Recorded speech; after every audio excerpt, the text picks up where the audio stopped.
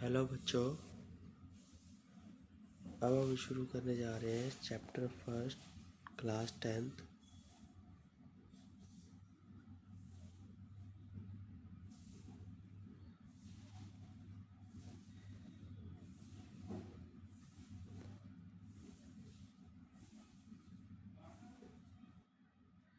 देखो,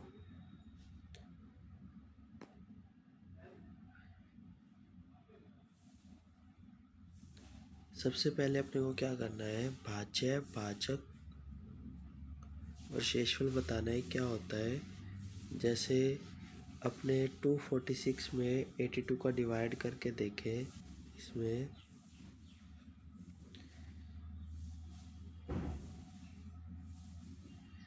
ये है, ठीक है।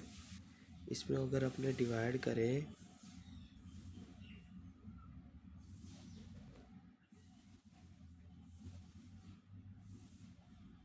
246 में अगर अपने 3 का डिवाइड करें तो क्या आएगा। देखो, 3 से डिवाइड करने पे 3 का भाग देने पे 3 के टेबल में 24 आता है 8 बार में, ठीक है। तो यहाँ आएगा 24, ठीक है। तो ये बचा अपने पास 6। अब 3 का भाग 6 में 2 बार पे जाएगा तो ये आ जाएगा अपने पास 6, ठीक है। और शेषफल बचा 0, ठीक है। तो जिससे अपने भाग देते हैं ये, इसको बोला जाता है भाजक। क्या बोला जाता है? भाजक। और भाग देने जिससे अब जिसको अपने भाग देते हैं ये, इसको बोला जाता है भाज्य, ठीक है। ये भाजक है और ये भाज्य है, ठीक है। और ये होता है शेषफल। ये क्या होता है? शेषफल। तो आपको क्या देखना है, अगर किसी का शेषफल 0 आए तो वो जो अंक होगा, वो जो नंबर होगा, वो इसका गुणनखंड होगा। यानी 3 जो है वो 246 का क्या है, एक गुणनखंड है। अगर पूरा पूरा भाग जाता है तो इसका मतलब है वो उसका गुणनखंड है। जैसे 4 है, 4 में किस किस का भाग जाता है?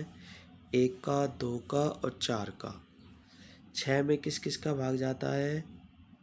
1 का, 2 का, 3 का और 6 का। और 8 में किस किस का भाग जाता है? 1 का, 2 का और 4 का। और 2 में किस किस का भाग जाता है? या तो 2 का जाएगा या 1 का जाएगा। 3 में किसका भाग जाता है? 1 और 3 का। और 5 में 1 और 5 का। तो इससे अपने को क्या पता चलता है, भाज्य संख्या और अभाज्य संख्या क्या होती है? अगर 2 से अधिक गुणनखंड हो, जैसे 4 के गुणनखंड क्या क्या आ रहे हैं, 1 2 4, 2 से अधिक हो गए ना, तो उनको बोला जाता है भाज्य संख्या। और केवल 2 ही गुणनखंड हो, एक 1 और एक वह दूसरा स्वयं, तो उसको बोला जाता है अभाज्य संख्या, ठीक है। 2 से अधिक गुणनखंड हो तो भाज्य संख्या, और सिर्फ 2 गुणनखंड हो तो वो अभाज्य संख्या। प्रत्येक भाज्य संख्या को अभाज्य संख्या के गुणनफल के रूप में व्यक्त किया जा सकता है, ठीक है, टुकड़ों के रूप में। अभी अब करके दिखाएंगे। गुणनखंड अभाज्य गुणनखंड के आने वाले क्रम में बिना अद्वितीय होता है। देखो, अभी हम करके दिखाएंगे इनको। जैसे ये है, 24 के गुणनखंड लिखने हैं। 24 के गुणनखंड मतलब 24 में किस किस का भाग जाता है। सबसे पहले जाएगा 1 का,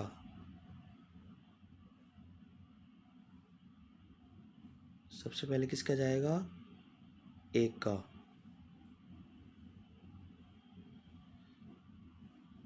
उसके बाद किसका जाएगा? 2 का। उसके बाद 3 का भी जाता है, 4 का भी जाता है, 6 का भी जाता है, ठीक है, 6 के टेबल में भी पहाड़े में भी आता है ना। उसके बाद 8 का भाग भी जाता है, फिर 12 का भाग भी जाता है और 24 का, ठीक है।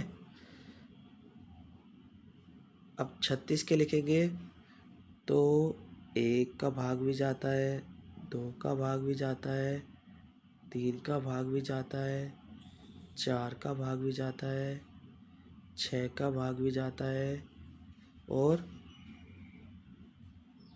9 का भाग भी जाता है,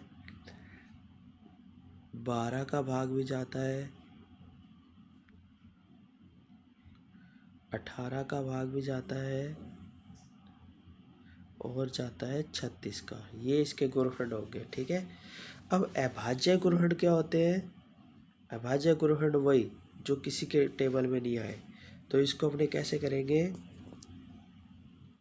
जैसे 24 का है तो 24 के गुणनखंड अपने ऐसे निकालेंगे। 2 से किया ये आएगा 12, फिर 2 से किया ये आएगा 6, फिर 2 से किया ये आएगा 3 और फिर 3 से किया ये आएगा 1। तो ये अभाज्य गुणनखंड हो गए। तो क्या आएगा? 2,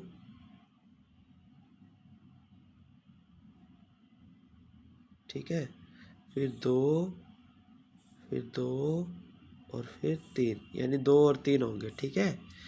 और 36 के क्या होंगे? 36 के करके देखते हैं अपने। 2 से किया 18, 2 से किया 9, फिर 3 से किया 3, फिर 3 से किया 1। तो इसके गुणनखंड कौन से होंगे? अभाज्य 2, 2, 3, 3। अब इसको गुणनखंड के रूप में लिखना है तो क्या लिखेंगे?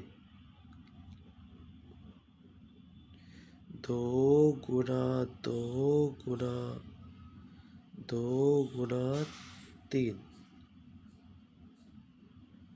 और इसको 2 गुना 2 गुना 3 गुना 3, ठीक है। तो ये अपना गुणनखंड से संबंधित कंसेप्ट क्लियर हो गया, ठीक है।